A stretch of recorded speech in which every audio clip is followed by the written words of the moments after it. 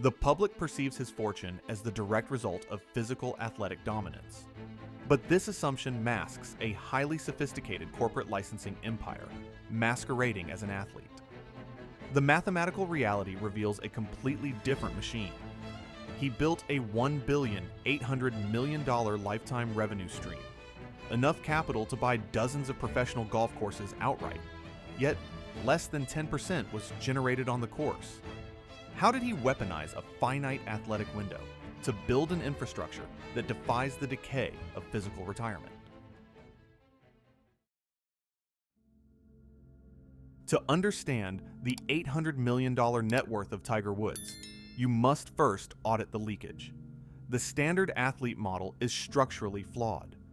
Elite competitors trade peak physical time for flat fee endorsement checks. When the physical performance declines, the capital immediately stops.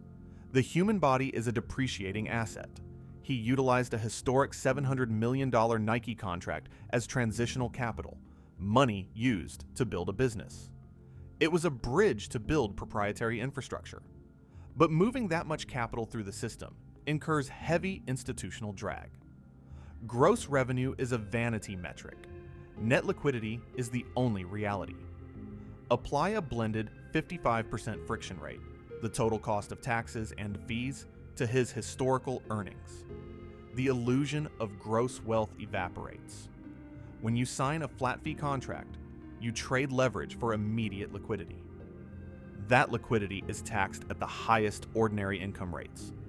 Florida tax residency eliminates state income tax. This geographic advantage saves millions over a lifetime. However, maximum federal brackets systematically consumed 37% of his earnings for decades. Furthermore, the agency model is designed to extract value perpetually. Add the standard athletic management fees.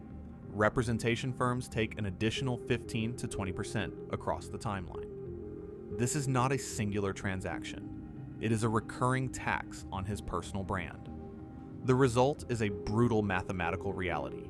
Over $900 million of his gross historical revenue was systematically consumed. Half of his lifetime financial energy never reached his balance sheet. If you lose half your revenue to institutional friction, how do you maintain multi-generational wealth?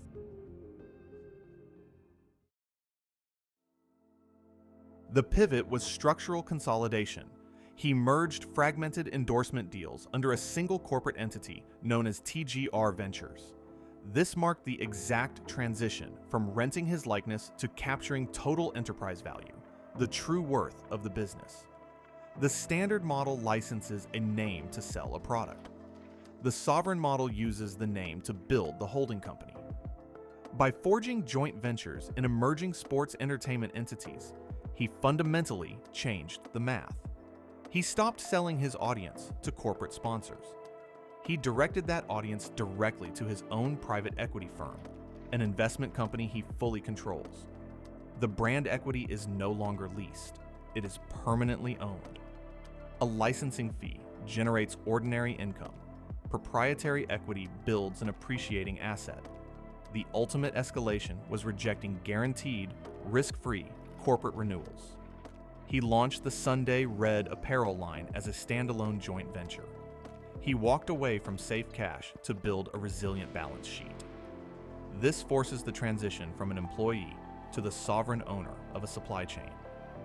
He assumed direct operational risk to capture the massive financial upside. This execution forces a permanent debate about capital strategy. Should an elite earner abandon guaranteed flat fee licensing revenue to assume the operational risk of a joint equity venture? Or does guaranteed cash flow always beat the operational liabilities of inventory and overhead? The math suggests equity is the only escape velocity from physical decline. But building equity requires massive capital deployment. Building a sovereign equity engine severs the safety net of legacy endorsements. The capital influx is no longer automatic. It depends entirely on market demand and operational success. Simultaneously, vast amounts of his capital are trapped. His portfolio is intensely heavy with specialized real estate, and illiquid entertainment ventures. A massive real estate portfolio is widely considered a symbol of wealth. But in institutional finance, it is a liquidity bottleneck, a trap for your usable cash. The primary anchor is a $54 million Jupiter Island compound, a property so expensive its annual upkeep costs more than a tour player's yearly winnings. This is not a static asset. It is a massive capital sink, a black hole for liquid cash.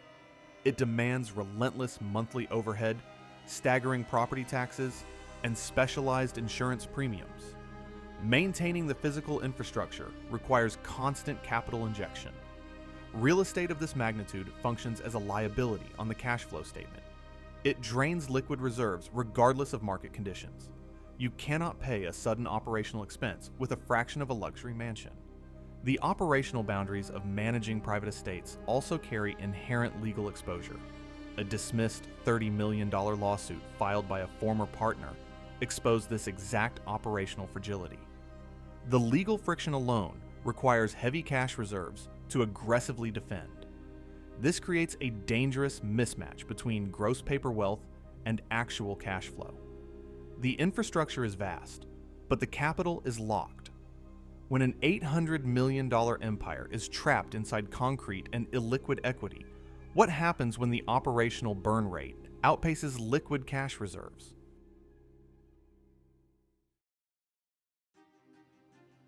The answer to the central mystery is structural leverage. He weaponized his finite athletic window to fund dedicated holding companies. These corporate entities do not rely on his physical performance to generate revenue. The final ledger reveals the absolute truth. From a staggering $1.8 billion gross footprint, the estimated net liquid reality sits at $800 million.